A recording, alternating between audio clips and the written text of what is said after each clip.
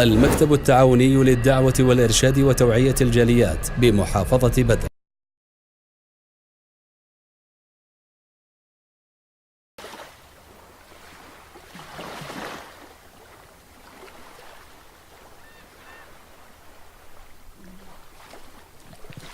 আলহামদুলিল্লাহ ওয়াসসালাতু ওয়াসসালামু আলা রাসূলিল্লাহ ওয়া আলা আলিহি ওয়া সাহবিহি ওয়া মান ওয়ালাহ ওয়া বা'দ।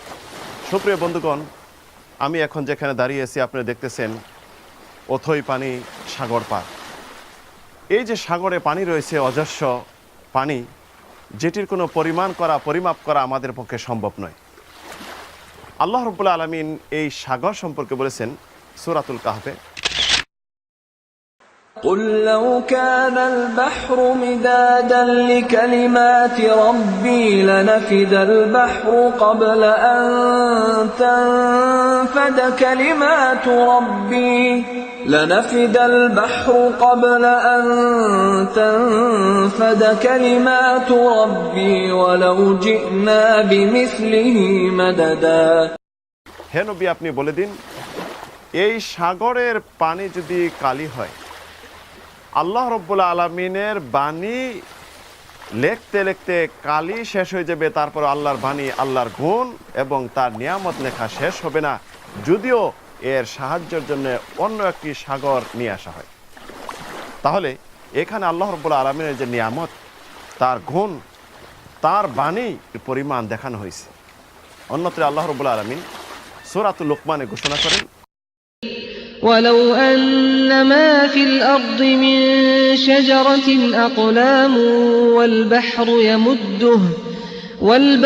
يمده من بعده 7 أبحر ما نفدت كلمات الله إن الله عزيز حكيم।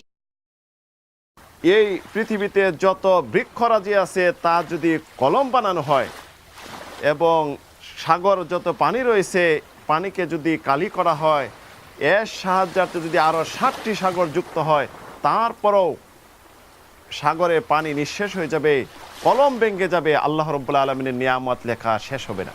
সুপ্রিয় বন্ধুগণ, আমরা বুঝতে পারতেছি এই আয়াত দিয়ে আল্লাহ রাব্বুল আলামিন উদাহরণ দিয়েছেন সাগরের পানি দিয়ে, সাগরের পানি যেটি পরিমাপ করা যায় না।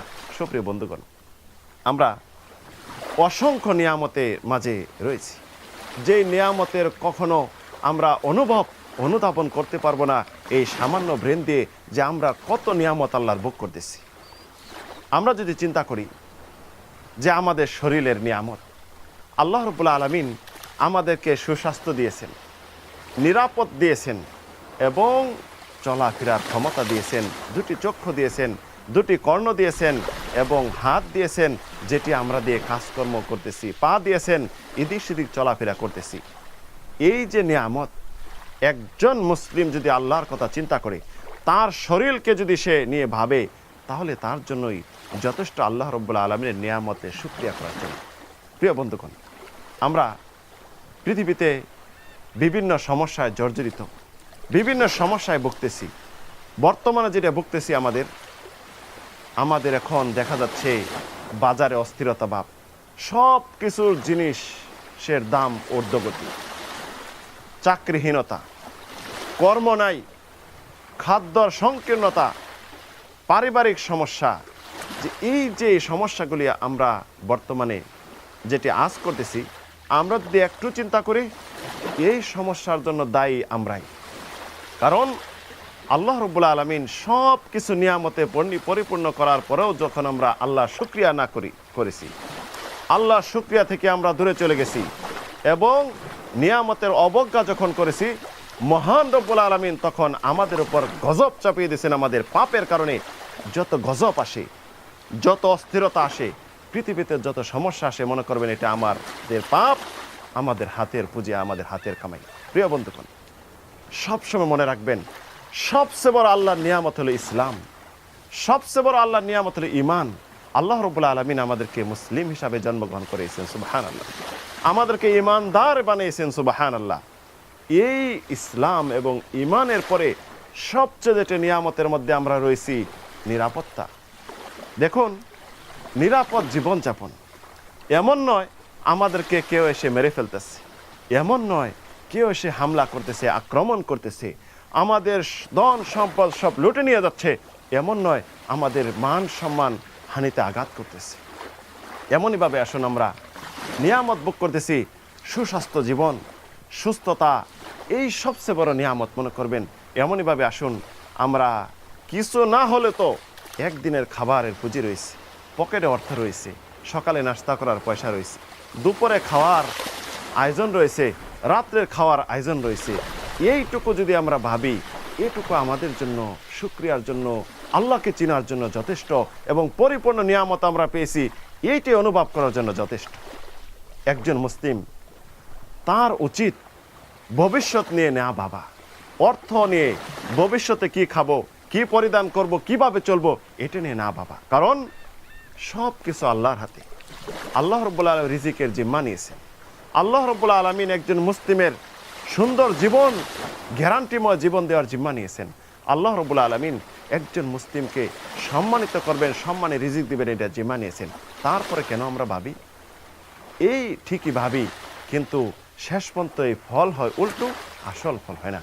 আসুন রাসূল সাল্লাল্লাহু আলাইহি সাল্লামের হাদিসের দিকে ফিরে যাই, যে হাদিসটি ইমাম তিরমিজি বর্ণনা করেছেন।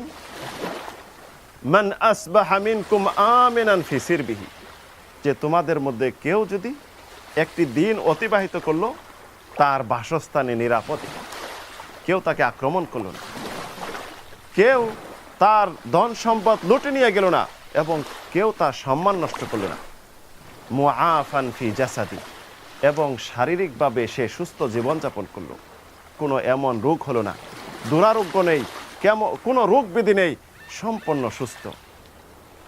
ইনদাহু কুতু ইয়াউমিহি, এবং তার নিকট রয়েছে যে খাদ্য, অতটুক সে সকালে নাস্তা খেতে পারবে, দুপুরে খেতে পারবে, রাত্রে খেতে পারবে। ফাকাআন্নামা হিজাত লাহু দুনিয়া বিহাযাফিরিহা, তাকে যেন আল্লাহ রাব্বুল আলামিন পৃথিবীর সব কিছু দিয়ে দিলেন। সুবহানাল্লাহ। আমরা যে চিন্তা করি এখন নিরাপদ জীবন, ইসলাম ইমানের পরে সবচেয়ে বড় যেটা আল্লাহর নিয়ামত, নিরাপদ, সহি সালামতে নিরাপদে থাকা। একটু যদি আমরা চিন্তা করি, বর্তমানে বিশ্বে, বহির্বিশ্বে যদি চিন্তা করি, যুদ্ধ বিগ্রহ দেশের কথা যদি চিন্তা করি, ফিলিস্তিনের কথা যদি চিন্তা করি, আরকান রোহিঙ্গাদের কথা চিন্তা করি, এবং ইরাক সিরিয়ার দিকে যদি চিন্তা করি, তাহলে তাদের পরিস্থিতি দেখুন। পূর্বে যদি আমরা চেচনিয়া, বসনিয়ার দিকে চিন্তা করি, শিশানের দিকে চিন্তা করি, তাহলে হতবাক হয়ে যাব, অস্থির হয়ে যাব যে তারা কিভাবে আছে আর আমরা কিভাবে রয়েছি। রাত্রিতে ঘুমাতে পারতেছে না, রাত দিন তাদের সমান। আল্লাহ রাব্বুল আলামিন যদিও রাত্রিকে ঘুমের জন্য দিয়েছেন, আবরণ করে দিয়েছেন, দিনকে উপার্জনের জন্য দিয়েছেন, তারপরেও তারা ঘুমাইতে পারতেছে না। রাত দিন তাদের সমান। সব সময় কোথায় যেন সেই ভয় ভীতি সব সময় লেগে আছে তাদের মাঝে, এবং একটি আশঙ্কা জনিত রয়েছে, কখন বুলেট চলে আসে, কখন গুলি চলে আসে, কখন বুলেটের আঘাতে সব কিছু তছনছ হয়ে যায়, তাদের রূহ যেন হাতের মধ্যে কখন কে ছিনিয়ে নেয়। প্রিয় বন্ধুগণ, সুন্দর জীবনযাপন আল্লাহ দিয়েছেন, আলহামদুলিল্লাহ। এই যে নিরাপদ দিয়েছেন, ইমানের পরে নিরাপদ জীবনযাপন, নামাজ সঠিকভাবে পড়তে পারতেছি, মসজিদে জেগে নিরাপদে যেতে পারতেছি। ওই সমস্ত দেশের লোক নামাজ তো দূরের কথা, মসজিদে যাওয়ার দূরের কথা, ঘরের ভিতরে তালাবদ্ধ অবস্থায় থেকেও তাদের শান্তি নেই, আল্লাহর ইবাদত করার সুযোগ পাচ্ছে না। দ্বিতীয় যদি আমরা চিন্তা করি যে শারীরিক সুস্থতা, আসুন আল্লাহ রাব্বুল আলামিন যাদের শরীরকে নির্যাস করে দিয়েছেন, যে উমুকের কি হয়েছে, প্যারালাইসিস, সব অচল, নড়াচড়া করতে পারতেছে না, এই যে একটি দুরারোগ, সব কিছু বিকলীন হয়ে যাওয়া, এই থেকে আল্লাহ মুক্ত রেখেছেন, সুন্দর জীবনযাপন করতেছি, আলহামদুলিল্লাহ। তৃতীয় আসুন যে আমরা যদি চিন্তা করি যে খাদ্য অনেক রয়েছে, একদিনের তো দূরের কথা, এক বেলার খাবার তাদের জুটতেছে না। যুদ্ধ বিগ্রহের দেশে ভাত, চাল, গোশত, মাছের তো দূরের কথা, সাধারণ কীট পতঙ্গ খাওয়ার সুযোগ হচ্ছে না, খেয়ে জীবনযাপন করতে পারছে না, পানি পাচ্ছে না। আমরা তো সব দিক দিয়ে পরিপূর্ণ নিয়ামতে রয়েছি। এই যে একটি সুস্বাস্থ্য দিয়ে আমরা চিন্তা করি, দেখুন রাসূল সাল্লাল্লাহু আলাইহি ওয়াসাল্লাম বলেছেন, নি'মাতানি মাগবুনুন ফীহিমা কাসীরুম মিনান নাস, আস-সিহাতু ওয়াল ফিরাক। যে দুইটি নিয়ামত অসংখ্য মানুষ অবজ্ঞা করতেছে। সেটি হলো সুস্বাস্থ্যতা এবং অবসরতা। সুস্বাস্থ্যর জীবনযাপন করার পরেও আমরা এটা নিয়ামত মনে করতেছি না। অন্যত্র রাসূল সাল্লাল্লাহু আলাইহি ওয়াসাল্লাম বলেছেন, ইগতানিম খামসান ক্বাবলা আন খামসিন, যে তোমরা 5টি জিনিস আসার পূর্বে 5টি জিনিসকে আল্লাহ নিয়ামত মনে করো।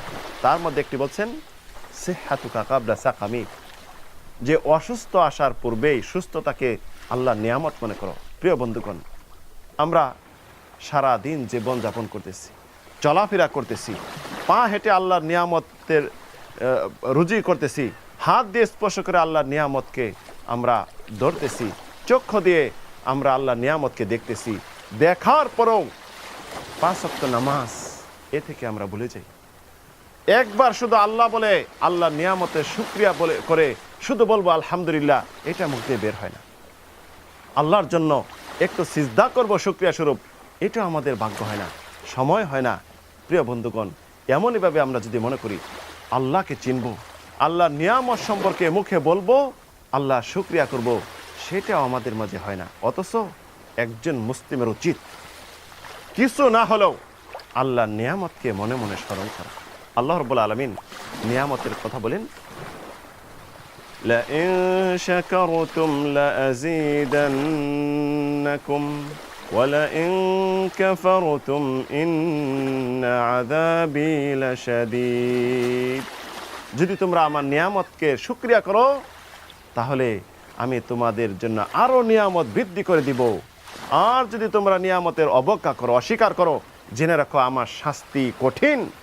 দুনিয়ার শাস্তি হলো আল্লাহ রাব্বুল আলামিন বিভিন্ন বিপদ আপদ, বালা মুসিবত এবং বাজারের ঊর্ধ্বগতি, দাম চড়া সব কিছু বৃদ্ধি, এভাবে দিবেন শাস্তি, আর আখেরাতে রয়েছে শাস্তি। প্রিয় বন্ধুগণ, আসুন আমরা একটু যদি চিন্তা করি, এই যে আল্লাহ নিয়ামত দিয়েছেন, চোখের নিয়ামত, কতজন রয়েছেন চোখ দিয়ে ভালো কিছু দেখেছেন, কত সময় চিন্তা করুন। কর্ণের নিয়ামত, যাদের আল্লাহ বধির বানাইছে, কিছু শুনে না, তাদেরকে চিন্তা করুন। মুখ বুবা বানাইছে, কথা বলতে পারে না। চক্ষু অন্ধ বানাইছে, দেখতে পারে না। হাত বিকলাঙ্গ, পা বিকলাঙ্গ, তাদের দিকে খেয়াল করে একটু চিন্তা করুন। তাদের পরিস্থিতি গিয়ে আমাদের পরিস্থিতি কি? সারাদিন শ্রম দেই, সুযোগ পেলেই অবসর সময়টা আল্লাহকে তো স্মরণ করবো দূরের কথা, বর্তমানে স্মার্টফোন, এইটা হলো নষ্টাফোন মনে করব, এটা নিয়ে বসে যাই। এই হাত দিয়ে স্পষ্ট করতেছি, বটনগুলি টিপতেছি, হাত খেয়ে দিল, ইউটিউবে ঢুকতেছি, অসংখ্যবার খারাপ কিছু দেখতেছি, চোখের আমরা পাপ করতেছি, হাতের পাপ করতেছি, ব্রেনের পাপ করতেছি এবং কানের পাপ করতেছি, অসংখ্যবার এই খারাপগুলি শুনতেছি, দেখতেছি। প্রিয় বন্ধুগণ, সবসময় মনে করুন, সবসময় মনে রাখবেন, আপনার আমার ব্রেন, শক্তি, শরীর সব কিছু মহান রব্বুল আলামিনের হাতে। 1 সেকেন্ডের মাঝে তিনি সচল করতে পারেন, 1 সেকেন্ডের মাঝে অচল করে, বিকল করে সব নিয়ে যেতে পারেন। পারেন না? অবশ্যই পারেন। রূহ যেটি রয়েছে, আত্মা আল্লাহ দিয়েছেন, কখন নিয়ে যাবেন, কখন এই খাঁচা থেকে চলে যাবে আমরা যেটি কখনো ধরতেও পারবো না, মৃত্যু। তাই প্রিয় বন্ধুগণ, সর্বদা মৃত্যুর কথা স্মরণ করুন। রাসূল সাল্লাল্লাহু আলাইহি ওয়াসাল্লাম বলেন, আকসিরুহা হাজিমুল লাজ্জাত, যে তোমরা সব সময় মৃত্যুর কথা স্মরণ করো, যেটি আনন্দ উল্লাস সব কিছু নষ্ট করে দেবে, সেটার কথা স্মরণ করো। সাহাবীরা যখন প্রশ্ন, এটা কি? রাসূল বললেন, মৃত্যু।